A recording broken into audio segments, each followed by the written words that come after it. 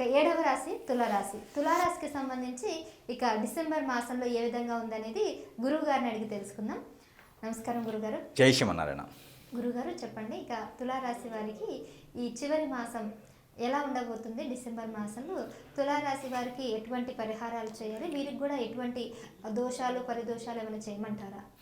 ఖచ్చితంగా తులారాశి గురించి మనం ఆలోచించినట్టయితే కనుక అధిపతి అయినటువంటి శుక్ర భగవానుడు ఎవరైతే ఉన్నారో ఈ శుక్ర భగవానుడు కన్యారాశి నుంచి ఇప్పుడు మనకి తులారాశి నుంచి వృశ్చిక రాశి నుంచి ధనుసు రాశి. ఈ డిసెంబర్ మాసంలో వృశ్చిక రాశి నుంచి ధనుసు రాశిలోకి సంచరిస్తూ ఉంటాడు. అంటే అప్పుడు మనకి తులారాశి నుంచి మనం చూసినట్టయితే కనుక 3వ స్థానం అవుతుంది.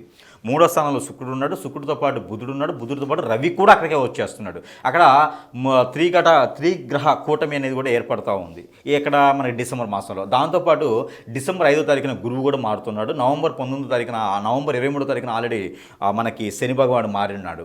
కాబట్టి ఇలాంటి గ్రహస్థితి ఉందన్నమాట. అలానే కుంభరాశిలో ఉన్నటువంటి రాహు కావచ్చు, కేతు వచ్చేసి సింహరాశిలో ఉన్నాడు. ఇలాంటి గ్రహస్థితి ఉన్నప్పుడు ఇక్కడ ఏమవుతుందంటే కనుక ఈ తులారాశి వారికి స్ట్రెస్ ఎక్కువ అవుతుంటారు. చిన్న చిన్న సమస్యలు ఎక్కువగా బాధిస్తూ ఉంటాయి. అంటే చిన్న సమస్య కూడా భూతత్తులు చూసేటువంటి వ్యవస్థ మనకి ఏర్పడుతూ ఉంటుందన్నమాట ఇతనితోనూ.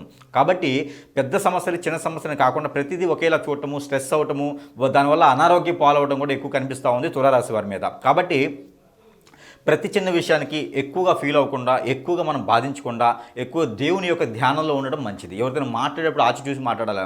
మంచిగా ఏమన్నా బాగున్నావా, బాగున్నావా గొడవలు అవుతాయి. కాబట్టి మనం ఆలోచించి మాట్లాడాల్సి వస్తుంది. నిర్ణయాలు కూడా తొందరపాటు నిర్ణయాలు తీసుకునేటువంటి తత్వం అయితే తగ్గించుకోవాలి. ఎందుకంటే కనుక తొందరపాటు నిర్ణయాలు తీసుకుంటే ఖచ్చితంగా లాస్ అయిపోతాం. కాబట్టి ఎందుకంటే కుంభరాశిలో ఉన్నటువంటి కుజుడు ఎవరైతే ఉన్నారో, కుంభరాశిలో ఉన్నటువంటి రాహు ఎవరైతే ఉన్నారో వీరిద్దరు కూడా వీరికి మంచి చేయట్లేదు. దాంతోపాటు శని భగవానుడు కూడా వక్రం నుంచి వచ్చాడు. కాబట్టి వీరికి మందబుద్ధి ఎక్కువ తీసుకొచ్చేది, మోకాళ్ళ నొప్పులు, అలానే కీళ్ల నొప్పులు, బ్లడ్ సర్క్యులేషన్ ఆపేస్తూ ఉంటాడు అనమాట. దీనితో ఆ శని భగవానుడికి అశుభ దృష్టి కూడా ఎక్కువగానే కనిపిస్తుంది. కాబట్టి ఆమె కొంచెం మీద ప్రికాషన్స్ అయితే తీసుకోవాలి ఖచ్చితంగా వీరును. దాంతోపాటు కొత్తగా ఏదైనా వ్యాపారం చేయాలనుకుంటే ఖచ్చితంగా పోస్ట్పోన్ చేసుకోవడం చాలా మంచిది. ఆ కొత్తగా చేసుకున్న వ్యాపారం పోస్ట్పోన్ చేసుకోవాలి, విదేశీయానం కూడా పోస్ట్పోన్ చేసుకోవాలి. ఎప్పటి వరకు 2020 సంవత్సరం ఫిబ్రవరి 19వ తారీఖు వరకు కూడా పోస్ట్పోన్ చేసుకోవాలి. లేదంటే కనుక ఎవరికో డబ్బులు ఇచ్చేసి మోసపోయేటువంటి తత్వం అయితే కనిపిస్తూ ఉంది ఈ తులారాశి వారికి. అలానే పెళ్లి కాని వారికి కూడా కొంతమేర ఆగాలి. ఎప్పుడు ఫిబ్రవరి వరకు ఆగాలి. ఫిబ్రవరి 19వ తారీఖు వరకు పెళ్లిళ్ళు చేసుకోవడం మంచిది. కొత్తగా చేసుకోవాలనుకున్న వారైతే 2020 సంవత్సరం ఫిబ్రవరి 19 వరకు పెళ్లి చేసుకోవడం మంచిది. మన అమ్మాయి మన అబ్బాయి అని అనిపించుకోవచ్చు, ఇబ్బంది లేదు. ఒకవేళ పెళ్లి సంబంధాలు కుదరాలి అనుకుంటే కనుక, ఎప్పటి నుంచో చూస్తున్నాం సంబంధాలు కుదరట్లేదు అనుకున్న వారు ఎవరైనా ఉంటే కనుక వారు తూర్పు వైపు నుంచి వచ్చేటువంటి అమ్మాయి సంబంధం, దక్షిణ వైపు నుంచి వచ్చేటువంటి అబ్బాయి సంబంధాలు అయితే ఖచ్చితంగా కుదురుతాయి వీరికి. దాంతో అంటే ఎప్పటి నుంచి వెయిట్ చేస్తున్న వారికి అయితే. ఇకపోతే వీరికి పితృదోషం కూడా బాగా కనిపిస్తుంది. కాలసర్పదోషం, నాగదోషం, కుజదోషం కూడా ఎక్కువ కనిపిస్తుంది. అలానే శుక్రదోష కూడా వీరికి కళత్త దోషం అంటారు, అవి కూడా ఎక్కువగా కనిపిస్తున్నాయి. కాబట్టి దాని దగ్గర ప్రికాషన్స్ అయితే ఖచ్చితంగా తీసుకోవాలి. వీరు ముఖ్యంగా తీసుకోవాల్సిన జాగ్రత్తలు ఏంటంటే కనుక ఏ రంగంలో ఉన్నవారైనా సరే మేడి చెట్టు కానీ, రావి చెట్టు కానీ, వేప చెట్టు కానీ, ఈ మూటిలో ఏదో ఒక చెట్టు అయితే రోడ్డుకి విరువైపులా నాటించాలి. ఒక చెట్టు 2 చెట్లని నాటించాలి. గురువారం లేదా శుక్రవారం రోజు చెట్టు నాటితే చాలా మంచిది.